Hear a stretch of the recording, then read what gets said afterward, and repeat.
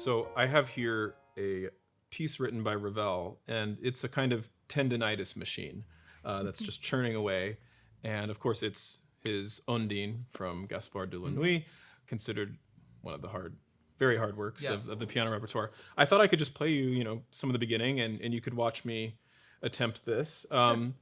I mentioned that pianists love disclaimers before they play something, so I'm going to issue a disclaimer.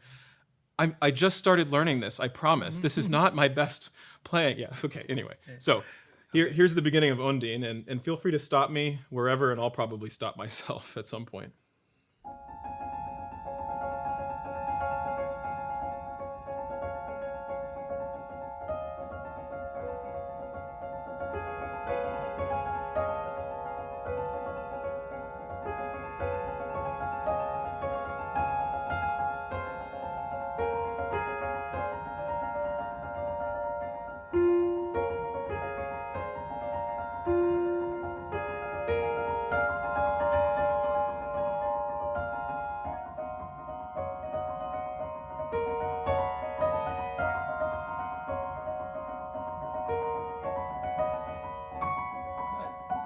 Maybe we can stop there. Yeah. Because it's a very recurring figure. Yeah. So the first thing I would ask you is, what's your experience of playing the figure? What kinds of things do you feel you would like to be better about it? I want it to be even more placid and serene, even more hushed and sparkly. So those are the sort of expressive effects I'm going for. In terms of how it feels, I know that the moment I start thinking about it, it starts getting off kilter. It actually feels okay. It feels like I could have kept going, but sometimes I feel off balance. And really what I'm noticing is that I'm not even. I'm not playing every key, and not every key is sounding, really. And Exactly. I think that's what's going to contribute to that shimmering quality, is if I can get kind of everything to speak.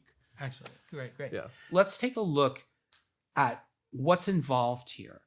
So the first thing that I see when I see a passage like this is I see alternating chords with single notes. Mm-hmm. And one thing we know from the lecture on the walking hand and arm, the body doesn't always naturally adjust to that. So we have to actually stimulate it a little bit. What would be the difference in feel if just for a moment, without exaggerating, you just thought down, down, down? Would that make any difference? And I think the 4/5 is the better fingering. So I'm just no rotation. Just the down of the 5. Yes. Because what I heard was 5 did not always sound. Okay. So my suspicion is somewhere in the mix of maybe rotation, the arm does not settle down on the 5th finger. Okay, so you have that element. There's the rotational element, which is left, right, left, left. And I wondered whether you really went left, left on the 2 chords. Well, I don't know what I do. I can tell you what I think that helps me, I think, do it okay, which is that rather than thinking of this as a repeated chord, I think of it as done and new. Right, so it's the end of something and then the beginning of something else, and that way I never feel like, because that's what makes. Well, that points to what she found here in this, but which is in the area of grouping. So the way we group this is we group it 3 out of 30. 1, 2, 3, da, dee, dum, and then 2. Right. So 1, 2, 3, 1, 2, 3, 1, 2, 1, 2, 3, 1, 2. Right.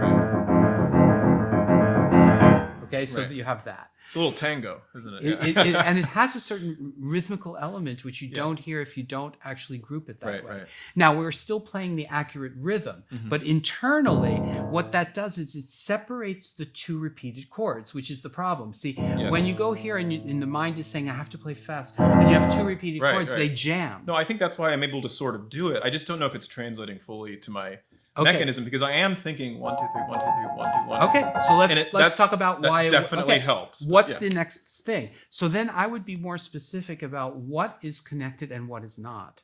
You see, it's very important to understand that the first chord is a staccato chord, but the second chord is connected. You see, that's a very important element in this opening, because dee da dum ba dee da da is to understand there's only one staccato chord. It's not 2 staccato chords. And actually, this last one doesn't have to be staccato That's right. since I'm coming back. That's right. There's only one. Right. And that little staccato, which becomes imperceptible up to speed, but is almost like a springboard from which I come right back down. Well, I always like to go call things by name and go back to the basic things. Where does that come from? That came from her understanding of how we play octaves. We have a rebound. See, in the fingertip, it's sending the mechanism up. So it's applied directly to this moment. When I play this chord, I send the mechanism up. Now, that's a huge exaggeration. That's happening very close to the key. But that rebound enables the repeat of the key.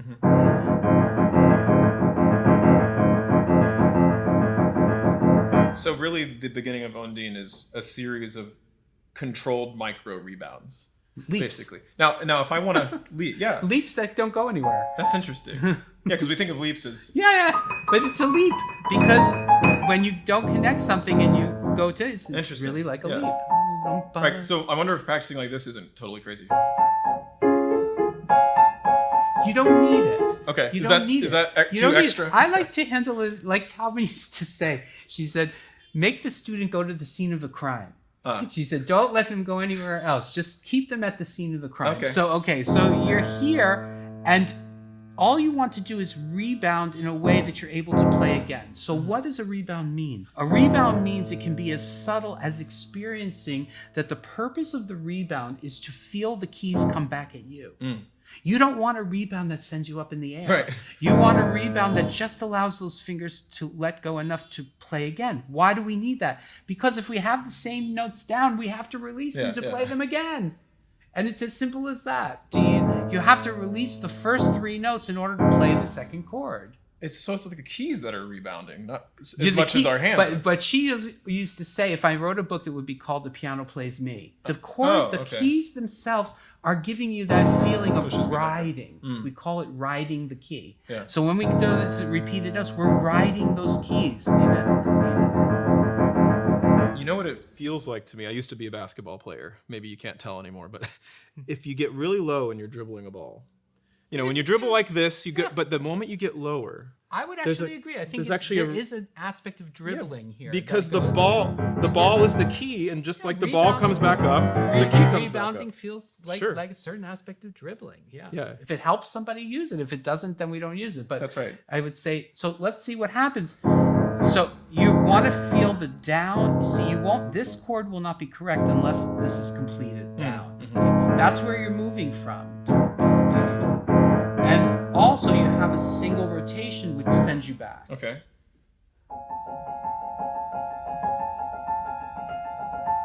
I noticed my pinky started.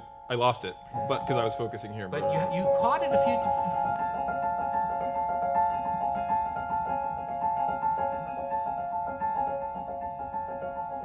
Okay, but wait. Let's wait. Okay. Do you hear what happened?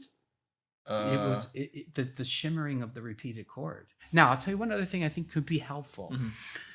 What happens over time when you play the figure is you stop playing the fourth finger, basically. So it gets lazy. It gets yes. In other words, so what I would encourage somebody to do is very simple. That slight tapping motion. Where does that come from? When we're training the rotation and we're asking the fingers to move, they move in a light tapping way. Once we have that in the body, that's what I'd like you to use here. Tap the fourth finger.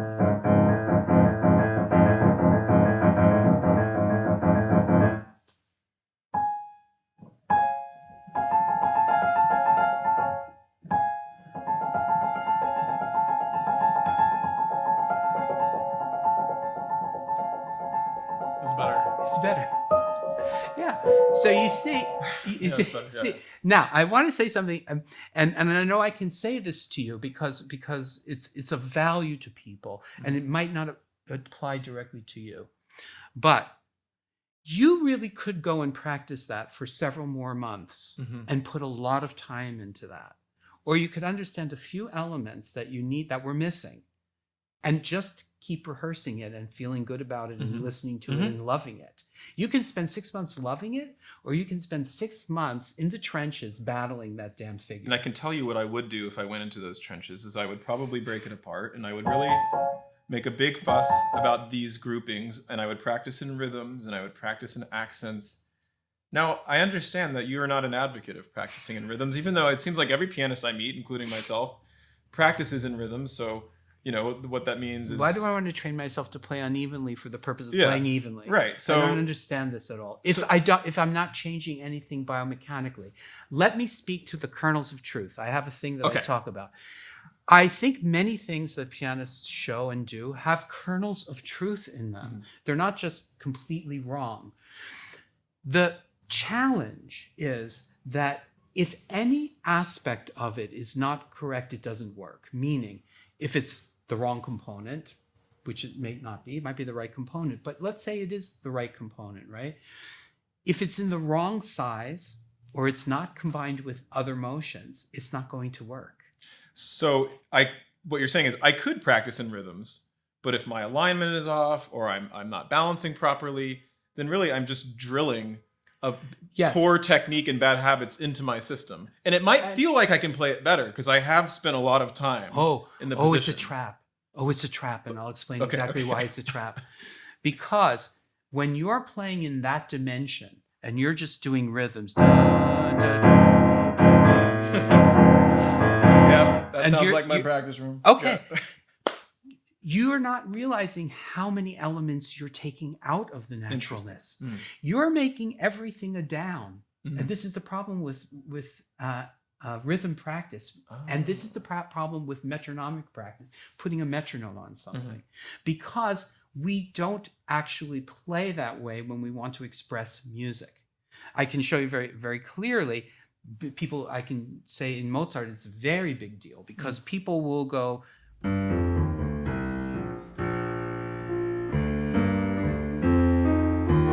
So they're perfectly with the metronome, and the music sounds awful. Yes. Why? Because they're making every pulse a down motion, and that's not how it functions, and that's not how shaping functions. That's not how music functions. But what if I just need to drill something so I can memorize it, Bob? Is there a way that I can use repetition in this sort of enhanced, efficient Taubman-style practice while also internalizing the piece, or do you see them as going hand in hand? I think that once the finger, hand, and forearm sense the components necessary and the size necessary and it feels comfortable, you are rehearsing that. And you are deepening that experience over time.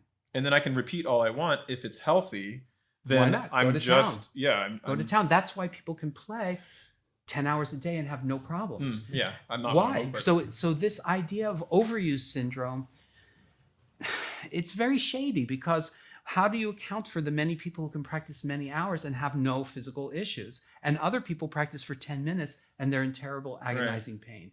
Couldn't it have to do with what they're doing more so than the amount of time that they're there?